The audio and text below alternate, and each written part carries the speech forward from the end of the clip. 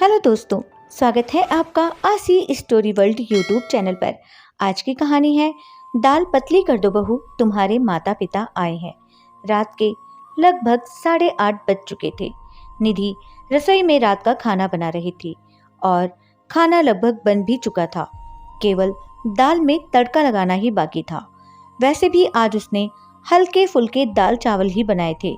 दोपहर में कुछ मेहमान आए थे, इसलिए पनीर और छोले दोनों की ही सब्जी बनी थी, तो रात में हल्का फुल्का ही ठीक रहता है।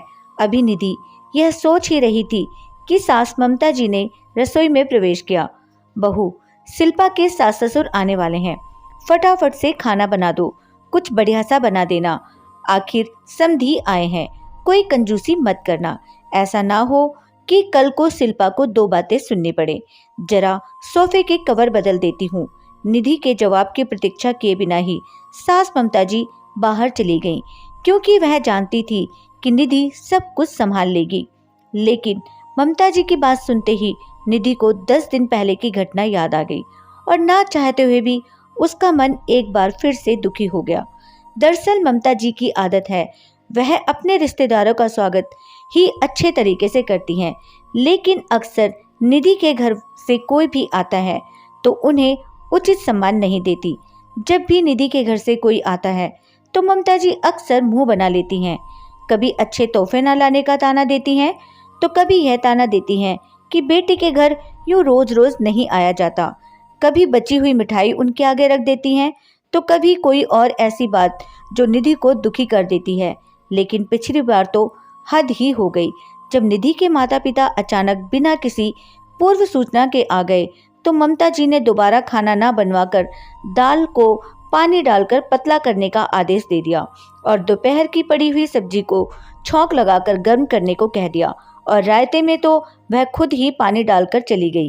केवल खाने पीने में ही नहीं, अक्सर वह अपनी बातों से यह बता देती हैं कि निधि के परिवार में से किसी का भी यहाँ आना उन्हें पसंद नहीं है। वहीं दूसरी तरफ अगर उनकी बेटी के ससुराल से कोई आता है तो 36 तरीके के व्यंजन बनाए जाते हैं, उन्हें पूरा सम्मान दिया जाता है। आज भी जब उन्हें पता चला कि उनकी बेटी के सास ससुर आने वाले हैं तो उन्होंने निधि को बढ़िया खाना बनाने का हुक्म दे डाला। हालांकि बाकी हर तरीके से ममता जी का व्यवहार निधि के प्रति बहुत अच्छा रहता है, लेकिन ना जाने क्यों जब भी बात निधि के परिवार की आती है तो उनका व्यवहार बदल जाता है। बस यही सब सोचकर आज निधि की आंखें भर आई। कहते हैं कि किसी के सब्र का इम्तिहान नहीं लेना चाहिए, लेकिन शायद ममता जी यह बात समझ नहीं पा रही थी, इसीलिए बार बार निधि के मायके वालों को अपमानित करके वह निधि को दुखी कर रही थी। लेकिन आज ना जाने कहां से निधि में भी हिम्मत आ गई। अपने आंसू पोंछकर वह हॉल में आ गई और सोफे के कवर बदलती हुई ममता जी से बोली, मम्मी जी, दीदी के सास ससुर कब तक आएंगे? क्योंकि खाना तो लगभग बन ही चुका है। अरे अभी तो तुझे बोलकर आई हूँ, इतनी जल्दी खाना कैसे बन गया? मम्मी जी, वह क्या है ना, दाल चावल तो बन ही गए हैं, दाल में पानी डालकर उसे पतला कर देती हूँ, रायते में भी पानी डाल देती हूँ और दोपहर वाली जो पनीर और छोले की सब्जी बची हुई पड़ी है ना, उसे भी थोड़ा सा फ्राई करके तड़का लगा दूंगी। और पूरियों का आटा तो दोपहर का बचा हुआ पड़ा ही है, तो एक्स्ट्रा खाना बनाने की कोई ज़रूरत ही नहीं है।